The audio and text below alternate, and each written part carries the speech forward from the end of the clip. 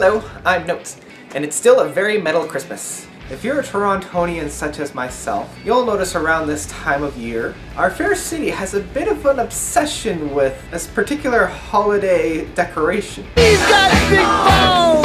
We've got big balls! We've got big balls! Dirty big balls! He's got big balls! She's got big balls! But we've got the biggest balls of them all! We got big balls! Yeah, it seems like we really like balls. It was also really fun filming that in the underground. It leads you to a lot of very strange places. Where in the blazing hell am I? Parking garage. This isn't right. Outside. I can see outside. So close. Behold, the spirit of Christmas. Our glorious shopping god. Anyways, last week we talked about Once More Around the Sun, and another proggy album that was released this past year that dealt with the title of The Sun, keeping with the orb metaphor, was Motorpsycho's latest album, Behind the Sun. Motorpsycho for me always sounded as I imagined Radiohead would have sounded after they had put out OK Computer, instead of going completely into the ambient, abstract, experimental synth sounds that we got from Amnesia, Kid A. Both fantastic albums, by the way, but if they had decided to go more rock, more grunge, more gritty, much more progressive in their styles. Both of the bands started out about the same time, so you can definitely feel that same kind of flavor that they bring. So Motorpsycho started in and around the early 90s. Hailing from Norway, these guys have been pumping out music pretty much since they started. And they've been hitting pretty hard. Every third or fourth album is just a masterpiece. There's really no other way to say it. And even those albums that are kind of between, they're still pretty solid. You know, this brings us to another bridge type album since their last masterpiece being The Death-Defying Unicorn. Behind the Sun follows the journey that started with Still Life and Eggplant, the album they released a couple years ago. So Behind the Sun still has that feel of Still Life and Eggplant, seeing that it's right up really close with it.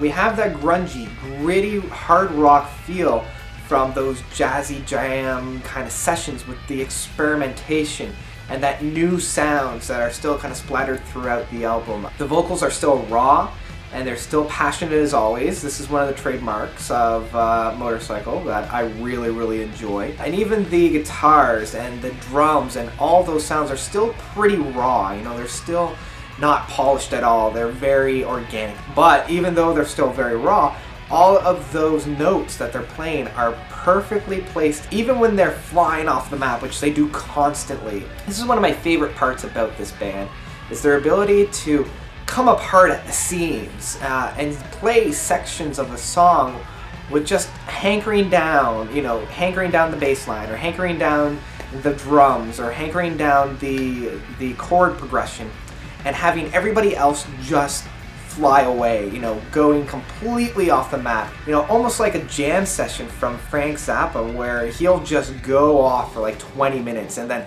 stumble back in, and people will, you know, listener will be like, where the hell did you go? How did you get here so quickly? And it's just like, whatever, it's just where the music took me. And this is what I love about these guys. They're able to do that, and it's so good. You know, and this was really showcased on Behind the Sun with Hell Part 4 to 6. They just leave and come back, and they fall apart again, and then they regroup, and it's really fun to listen to, just to see where each of the musician is going to go next. Now, and while they're off on those jaunties, there's a few points where they hit those perfect note sequences.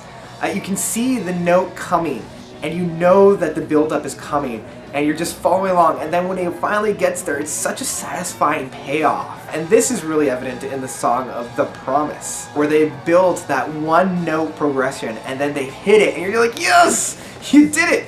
Unfortunately, unlike other albums where they have been able to do this, they just kind of go back to the original path that they started on, instead of taking that note and carrying it forward.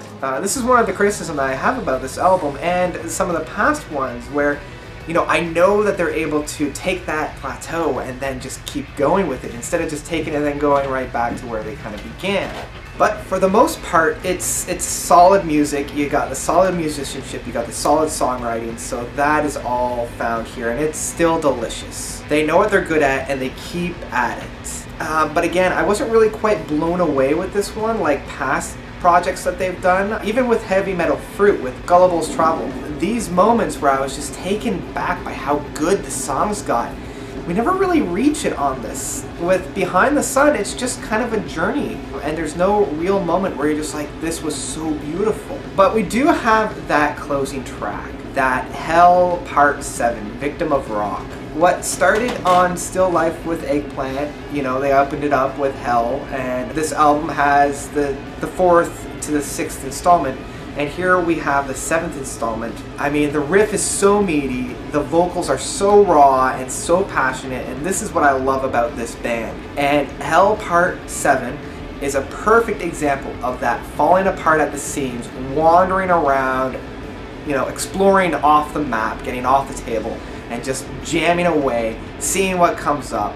And it comes all the way back again for that grand finale. And really, that's about it for Behind the Sun. It was another solid album from the Norwegian band, and it comes in, hits all the points that it needs to hit, and then just kind of heads out. It's not really another masterpiece from a band that I know can really dish them out, but it is still a great listen for that type of music. You know, if you're into a strange music, if you like that raw sound, if you like that gritty, kind of a grungy sound that's pretty heavy, but never getting full into the growls or full into the complete technical side of metal, then this is definitely for you. They're weird, they're quirky, and they are just a lot of fun to listen to if you like that kind of jam session kind of music.